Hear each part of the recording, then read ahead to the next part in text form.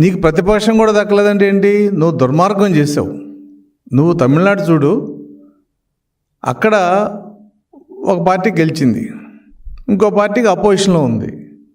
అంటే ఏంటి? ప్రజలు గెలిచిన పార్టీ బాగా చేసిందనో ఒక అభిమానంతో వేశారు.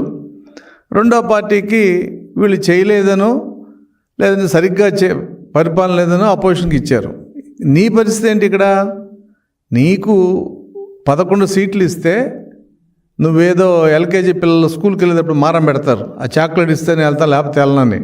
అలాగే లీడర్ ఆఫ్ అపోజిషన్ స్టేటస్ ఇస్తేనే అసెంబ్లీకి వెళ్తా లేకపోతే వెళ్ళనని చెప్పి ఆ ఒక్కరోజు ప్రమాణ స్వీకారానికి వచ్చి వెళ్ళిపోయావు. అంటే నీ మొహం చూపించడం చేతకాక. నీకు వెన్నుపోటు పొడిచింది మేం కాదు, నీ ప్రజలే నీకు వెన్నుపోటు పొడిచారు. నీకేదో అంత పర్సంటేజ్ ఓట్లు వచ్చినాయి అనుకుంటే అది వేరే విషయం. ఎప్పుడు రాజకీయంలో ప్రజలు ఎవరికి అధికారం ఇస్తున్నారనే ప్రమాణంగా తీసుకోవాలి తప్ప దాన్ని వెన్నుపోటుగా భావించే నీలాంటి రాజకీయ నాయకులు బహుశా మరి నువ్వు చరిత్రహీనుడిగా మిగిలిపోతావు. మిస్టర్ జగన్మోహన్ రెడ్డి, ఏంటి నీ ఎలిగేషను? అది చేయలేదు, ఇది చేయలేదు, మోసం చేశారు. మోసం ఎవరు చేశారు? అసలు నీ దుర్మార్గం ఎలా ప్రారంభమైంది? నువ్వు రాగానే ప్రజావేదిక పగలగొట్టావు. అది కాలువగట్లు ఉంది, ఆ రూల్స్కి విరుద్ధంగా కట్టారని చెప్పి పగలగొట్టావు. అసలు ఎంత దుర్మార్గం అది? ప్రజావేదిక కట్టింది ప్రభుత్వం సొమ్ముతో, అది నువ్వు పాల్గొట్టావు. ఆగావా అక్కడికి? తర్వాత ఏమన్నావు? ఇసుక తెలుగుదేశం వాళ్ళు చాలా అవినీతి చేశారు కాబట్టి ఇసుక పాలసీ ఆపేస్తున్నాను. ఎన్ని లక్షల మంది కార్మికులు నష్టపోయారు మిస్టర్ జగన్మోహన్ రెడ్డి. ఈ రాసిన రచయిత కూడా బుద్ధి రావాలి కొంచెం. ఎందుకంటే రాయటం మన భాష వస్తే రాయటం కాదు, భావాలు ఇంపార్టెంట్. ఇటువంటి చెడు రాతలు, పిచ్చి రాతలు రాయబట్టే మీకు 11 సీట్లు వచ్చినాయి. మిమ్మల్ని స్కీములు ఇవ్వలేదని, మీ పరిపాలనలో లోట్లు ఉన్నాయని చెప్పి ప్రజలు మీకు 11 సీట్లు ఇవ్వలా. మీరు దుర్మార్గులని 11 సీట్లు ఇచ్చారు. అది మీరు గమనించుకోవాలి. వెన్నుపోటు పొడిచింది చంద్రబాబు నాయుడు కాదు, ఆంధ్రప్రదేశ్ ప్రజలు ఓటనే కత్తితో నిన్ను పొడిచి చంపకుండా 11 సీట్లు ఇచ్చారు. ఇది అచ్చంగా నీ భాషలో చెప్పాలంటే, మేమైతే దాన్ని వేరే భాషలో చెప్పుకుంటాం. కాబట్టి ఇసుక పాలసీ నిర్ణయించకుండా దాదాపు 40-50 లక్షల కార్మికులని 6 నెలలు నువ్వు బాధపట్టి ఇసుక పాలసీ పెట్టేటప్పటికి వర్షం వచ్చి ఇసుక పోయింది, అయిపోయింది కదా. కరోనా అసలు ప్రపంచం అల్లాడిపోయింది. నువ్వేమన్నావు? అదేదో బ్లీచింగ్ పౌడర్స్ వెళ్తే పోద్దన్నావు. ఆ బ్లీచింగ్ పౌడర్ కూడా కరప్షనే. ఎంతమంది ఉద్యోగస్తులు, పోలీస్ డిపార్ట్మెంట్లో ఉన్నవాళ్ళు, తర్వాత ప్రజలు, డాక్టర్స్ చనిపోయారు, నర్సులు చనిపోయారు ఈ కరోనా వలన.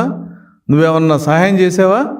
ఈవెన్ కేంద్ర ప్రభుత్వం ఇచ్చే 1100 కోట్లు కూడా సుప్రీంకోర్టు 50,000 ఇవ్వాలి కరోనా మరణించిన వారికి అని చెప్తే, ఈ డెత్ ఇది న్యాచురల్ డెత్ అని చెప్పి కరోనా డెత్ వాళ్ళకి రాంగ్ సర్టిఫికేట్లు ఇచ్చి ఆ డబ్బులు కూడా ఇవ్వకుండా నువ్వు స్కీములు వాడుకున్న ఘనుడివి, నువ్వు దుర్మార్గుడివి. నువ్వు తెలుగుదేశం గురించి మాట్లాడతావేంటి? ఇక నీ ఫెయిల్యూర్స్. ఎందుకంటే నువ్వు చేసిన మంచి చెప్పాలంటే మీ పుస్తకం అంతా ఎత్తుకాం 16 పేజీలు, ఎక్కడ కనపడతలా. ఇదిగో నేను చేశాను చెప్పుకోవడానికి. ఫస్ట్ ఏదో అంకెలు ఇచ్చావు, మేము అడుగుతాం ఆర్టీ యాక్ట్ కింద, బాబు ఈ అంకెలు కరెక్టా కాదని. అయితే ఈ దీంట్లో నువ్వు చేసిన దాంట్లో ఒక్కొక్కటి వెతుకుంటే ఆర్థికంగా అసలు ఈ రాష్ట్రాన్ని ఆర్థికంగా చిందరవందర చేసి 10 లక్షల కోట్లు అప్పు చేసి వెళ్ళిపోయావు. నువ్వేదో పంచాను అంటున్నావు. ఏం పంచాను? నువ్వు బటన్ నొక్కావు, 3 లక్షల మంది లబ్ధిదారులు. నువ్వు బటన్ నొక్కిన రోజున 1,00,000 మందికి వెళ్తుంది. 2 లక్షల మందికి తర్వాత ఎప్పుడు వెళ్ళిందో లేదో మేము వచ్చిన తర్వాత లెక్కలు తెలియని. అసలు మా పరిస్థితి ఏంటంటే, మేము జూన్ 24లో వస్తే ఆర్థికంగా రాష్ట్రం ఎక్కడుందో తెలుసుకోవడానికి 6 నెలల పైన పెట్టింది మిస్టర్ జగన్మోహన్ రెడ్డి. నువ్వు అంత దుర్మార్గం చేసి వెళ్ళావు. దుర్మార్గంలో తెలియగలడు అంతవరకు ఒప్పుకోవచ్చాము. బహుశా ఆర్థిక విధ్వంసం అనేది ఈ రాష్ట్రంలో, భారతదేశం పుట్టిన తర్వాత ఏ రాష్ట్రం జరగల. నువ్వు అది ఇచ్చాను అంటున్నావు. 2.26 లక్షల కోట్లు బాకీలు పెట్టేళ్ళావు. ఉద్యోగస్తుల బాకీలు, ధాన్యం బాకీలు, కాంట్రాక్టుల బాకీలు, చివరికి ఆరోగ్యశ్రీ బాకీలు, పిల్లలకి సప్లై చేసిన చిక్కీలు బాకీలు, యూనివర్సిటీస్ వాళ్ళ దగ్గర ఉన్న డబ్బులన్నీ తీసేసుకుని మేము వడ్డీ ఇస్తాం హైయర్ రేట్ అని వాళ్ళ దగ్గర డబ్బులన్నీ తీసేసుకున్నాం. ఒక రకంగా అది అసలు భారతదేశంలో ఈ రకంగా ఆర్థిక విధ్వంసం చేయొచ్చు అనే ఒక విధానానికి శిల్పి నువ్వు. నీకు ఎవడి సలహా ఇచ్చాడో? అసలు మనకు రాబోయే ఆదాయాన్ని 15 సంవత్సరాలు తాకట్టు పెట్టి నువ్వు లిక్కర్ని తాకట్టు పెట్టావు. ఇది అసలు కేంద్ర ప్రభుత్వం కూడా ఒప్పుకోలే ఆ రోజున.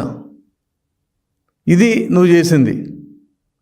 నువ్వేం చెప్పావు నీ ఎన్నికల వాగ్దానంలో? నువ్వేది మేం చేయలేదంటావేంటి? సిపిఎస్ రద్దు చేస్తా అన్నావు, చేసావా? చివరికి ఏమన్నాడు మీ ఫైనాన్స్ మినిస్టరు? మా ముఖ్యమంత్రి గారు టెక్నికల్గా తెలియక చెప్పాడు, అందుకు రద్దు చేయట్లేదు, జీపీఎస్ అనేది ఇస్తున్నాం అన్నారు. ఉద్యోగస్తులకు రివర్స్ పిఆర్సీ ఇచ్చావు. తర్వాత మద్య నిషేధం అన్నావు. నేను 2024 ఎన్నికల్లో మద్య నిషేధం చేసి మాత్రమే ఓట్లు అడుగుతాయని చెప్పావు. వీడియో రికార్డ్స్ ఉన్నాయి. ఏం చేసావు నువ్వు? మద్యాన్ని 15 సంవత్సరాలు తాకట్టు పెట్టావు. మద్యం ఆదాయాన్ని పెట్టి అప్పు తెచ్చావు. 23,000 కోట్లు 24,000 కోట్లు తెచ్చి పనిచేసావు. నువ్వు చేసింది ఎంఆర్ఓ హౌస్ తాకట్టు పెట్టావు, కలెక్టరేట్ తాకట్టు పెట్టావు, ప్రభుత్వ ఆస్తులు తాకట్టు పెట్టి అప్పులు తెచ్చావు. నువ్వు మాట్లాడతావేంటి అసలు? రాసినోడికి ఏమన్నా తలకాయ మీద మెడక మీద తలకాయ ఉందా? భాష కాదు ఇక్కడ ముఖ్యం, భావం. 10 లక్షల కోట్ల అప్పు ఎలా చేశాడు? 2,26,000 కోట్లు బాకీలు పెట్టాడు, రైతులకి ధాన్యం బాకీలతో సహా. పోనీ అడ్మినిస్ట్రేషన్ ఏమన్నా పర్ఫెక్ట్గా ఉందా? నీ అవినీతి ఏ స్కీమ్ తీసినా 15 పాయింట్లు ఉన్నాయి. దేవుడి ప్రసాదం దగ్గర నుంచి 15 పాయింట్ల మీద మీ బాబాయ్ మర్డర్తో సహా కొన్ని సిబిఐ ఎంక్వైరీలు, కొన్ని సిట్లు, వివిధ రకాలుగా. ఎందుకంటే అసలు భారతదేశంగా ప్రపంచంలో క్రైమ్ ఇలా చేయొచ్చు అనే విధానం ప్రవేశపెట్టినవాడు నువ్వు. దాన్ని మనం డిటెక్ట్ చేసి సాక్ష్యాలు సేకరించడానికి టైం పట్టింది తప్ప, లేకపోతే ఈ పాటికి మొత్తం తాడేపల్లి బంగ్లా అంతా జైలు లెక్క పెడతా ఉండేది. ఒకసారి 16 నెలలు లెక్క పెట్టావు. మళ్ళీ లెక్క పెట్టా కారణం ఎందుకనంటే మేము ఆలోచించేది సాక్ష్యాలు కరెక్ట్గా ఉండాలా. మరి మీడియా వాళ్ళు కూడా రాస్తున్నారు సాక్ష్యాలు. నీ కేఎన్ఆర్ దుర్మార్గం, లేకపోతే హౌస్ సైట్లలో జరిగిన దుర్మార్గాలు, లేని మునిగిపోయే హౌస్ సైట్లు ఇచ్చి పేదలకు ఇచ్చి 30 లక్షల హౌస్ సైట్స్ అని చెప్పి అందులో మట్టి తోలేమని చెప్పి అదో స్కాము, ఇదో స్కాము, సార్ లిక్కర్ స్కాము. అసలు స్కాములు లేని డిపార్ట్మెంట్ కానీ, స్కాములు లేని ప్రాజెక్ట్ కానీ ఉందా నీ హయాంలో? పోలవరం రివర్స్ టెండర్ అన్నావు, దెబ్బ పెట్టావు పోలవరంని.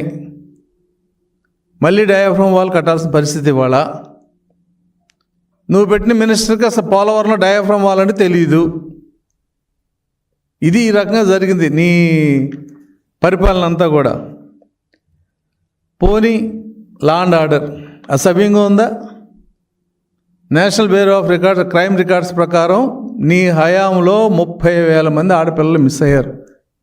మిస్టర్ జగన్మోహన్ రెడ్డి, ఇది 30,000 మంది ఆడపిల్లలు మిస్ అయ్యారు. గాంజాని ఉల్లిపాయలు అమ్మినట్టు అమ్మావు బజార్లో. రెడ్ శాండిల్ స్మగ్లింగ్కి అద్దు లేకుండా పోయింది.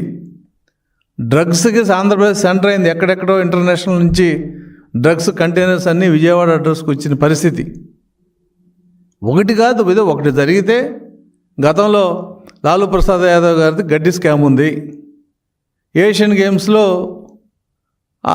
స్పోర్ట్స్ దాంట్లో ఒక స్కామ్ ఉంది, బోఫోర్స్ స్కామ్ ఉంది. ఒక స్కామ్ మీద ప్రభుత్వాలు వెరిఫై చేసిన సందర్భాలు ఉన్నాయి, శిక్ష పడ్డ సందర్భాలు ఉన్నాయి, ఇంకా వేరే రకంగా జరిగింది. కానీ ఈ దౌర్భాగ్యం ఏంటి? దాదాపు 15-16 ప్రాజెక్టు లాంటి స్కాములు ఉన్నాయి. దానికి తలాతోక లేకుండా అనాకొండ కంటే పెద్దగా ఉన్న పరిస్థితులు. ఇవాళ ఎంటైర్ పోలీస్ డిపార్ట్మెంట్ దాని మీద పనిచేస్తుంది. దేవుని కూడా నువ్వు వదిలిపెట్టలా, నెయ్యి స్కామ్తో సహా. ఇదిగో ఇది చేశాడు జగన్మోహన్ రెడ్డి, అది స్కాము లేకుండా జరిగింది. 108 వెహికల్ కానించి, ట్యాబులు కానించి, చిక్కీలు కానించి, ఇంత చేసి నువ్వు మేము వెనుపోటు పొడిచామంటావేంటి? ప్రజలు నీకు వెనుపోటు పొడిచారు. ఎందుకని? నువ్వు దుర్మార్గుడు కాబట్టి. రాముడు కూడా వాళ్ళని ఎలా చంపాడు? చెట్టు చాటు నుంచి చంపాడు. ఎందుకని? ఒక వజ్రాన్ని ఇంకో వజ్రంతో కొయ్యాలి. అతను దుర్మార్గం చేశాడు కాబట్టి ఇంకో దుర్మార్గంతో దాన్ని బ్యాలెన్స్ చేయాలి. ఇది ఈ 22వ శతాబ్దం నీతి కాదు, త్రేతాయుగం నుంచి వచ్చిన నీతి అది. కాబట్టి నువ్వు చేసిన దుర్మార్గాలకి ప్రజలు బుద్ధి చెప్పారు. అది నువ్వు వెనుపోటని పెట్టుకుంటే నీ ఇష్టం. ప్రజల ఓటుని వాళ్ళు సవ్యంగా వాడుకున్నారు. నువ్వు ఓడిపోయిన సింపతి మీ క్యాడర్కే లేదు. ఎందుకంటే ఎవరికాడికి భయం, ఈ స్కామ్లో ఇరికిస్తాడేమో అని. ఐఏఎస్ ఆఫీసర్లు అరెస్ట్ అయ్యారు. ఎవడో అక్కడెక్కడో ఒక నత్వాని అని ఆ అమ్మాయిని, దాంట్లో ఐపీఎస్ ఆఫీసర్లు వెళ్ళారు అరెస్ట్ చేయటానికి, ఎవరిని ఇంకోటి రక్షించడానికి. అసలు ఏదైనా ఒక విషయం ఉంటే, ఒక విషయంలో స్కామ్ ఉంటే ప్రభుత్వం దాన్ని చేస్తుంది. ఇవాళ పోలీస్ డిపార్ట్మెంట్ మొత్తం కూడా ఈ స్కామ్ మీద పనిచేస్తుంది. మిస్టర్ జగన్మోహన్ రెడ్డి, నువ్వు పోలీసుని బెదిరిస్తున్నావు. నేను వస్తాయని, నువ్వు వచ్చేలేదు పోయేది లేదు, అది కూడా చెప్తున్నావు. ఎందుకంటే ప్రజలు ఇవాళ నువ్వు వెళ్తే నేను చూడటానికి రావచ్చు, కానీ నీకు ఓటేయరు. నీ మీటింగ్లు కూడా బ్రహ్మాండం జరిగినాయి 2024లో. ఓటేయలా. ఎందుకని? ప్రజలకి ఒక రకమైన భావన ఉంటుంది లోపల.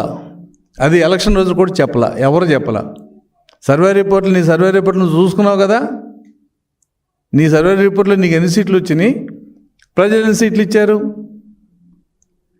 అలాగే ఈ లా అండ్ ఆర్డర్ విషయంలో గంజాయి, అసలు భారతదేశం ప్రపంచంలో రెడ్ శాండిల్ ఎక్కడ దొరికినా అది మన చిత్తూరు అడవులదే. అది జియోగ్రాఫిక్ ఐడెంటిటీ కూడా ఉంది దానికి. కానీ గంజాయి కూడా ఇదే పరిస్థితి. భారతదేశం ఎక్కడ గంజాయి పట్టుకున్నా ఆంధ్రప్రదేశ్ నుంచి వచ్చిన గంజాయే. ఇష్టం వచ్చినట్టు విచ్చలవిడిగా అరకు వ్యాలీలో గంజాయి పెంచి స్కూళ్ళ దగ్గర గంజాయి అలవాటు చేసి యువతనంతా నాశనం చేసే ప్రయత్నం. అటు చీప్ లిక్కర్తో పాటు గంజాయి, సొసైటీ మొత్తం నాశనం అయిపోయింది. ఒకటే నువ్వు చేసింది. చెప్పుకుంటూ పోతే సినిమా వచ్చింది, 4 గంటల సినిమా, అది చాలదు. ఇవాళ అన్నీ చేసి నువ్వు ఏదో నీ చేతిలో డబ్బులు ఉన్నాయి, నీకు రాసే కొంతమంది ఎదవలు ఉన్నారు కాబట్టి ఒక పుస్తకం వేసేసి చంద్రబాబు వెన్నుపోటు అంటే, 2 సంవత్సరాల కింద చంద్రబాబు ఎవరిని వెన్నుపోటు పోసారు? నువ్వు నీ కుటుంబ సభ్యులు నీ బాబాయిని చంపించారని ఉంటే సిబిఐ అడిగి, మళ్ళీ సిబిఐ కాదని నీ చెల్లెలు రోడ్డు మీద తిరుగుతూ సిబిఐ ఎంక్వైరీ చేయించుకుంటే ఇవాళ అది ఒక షేప్కి వచ్చింది. అమ్మని ఆదరించవు, చెల్లిని ఆదరించవు. ఏంటి నువ్వు అసలు? మనిషి అనే పదానికి నీకు ఎన్ని క్వాలిటీస్ ఉన్నాయి? ఒక 10 క్వాలిటీస్ ఉండాలి, నీకు 1 2 ఉన్నాయి, అంతే, మిగతా లేవు. కాబట్టి మనకి భాష వచ్చు, నీకు పుస్తకాలు వేసుకునే డబ్బులు ఉండొచ్చు, లేదా ఇంకోటి ఉండొచ్చు. లేదు, ఇది జరిగింది, కోర్టులో వేసుకో. నువ్వు ఎన్ని కేసులు వేసావు? చీఫ్ జస్టిస్ మీద కూడా కంప్లైంట్ ఇచ్చావు. నువ్వు అంత దుర్మార్గుడు. నువ్వు ఇందుట్లో ఏదైనా అబద్ధం ఉంది, మేము ఇచ్చిన దాంట్లో నువ్వు ఈ 2 సంవత్సరాలు అబద్ధాలు చేసావు, కోర్టులో వేసుకో. లేదు, నువ్వు చెప్పింది నిజం, నా దగ్గర సాక్ష్యాలు ఉన్నాయి, కోర్టులో వేసుకో, సిబిఐ ఎంక్వైరీ రాసుకో. నీకు అలవాటే కదా right. Chief justice of India మీదే నువ్వు కంప్లైంట్ ఇచ్చావు.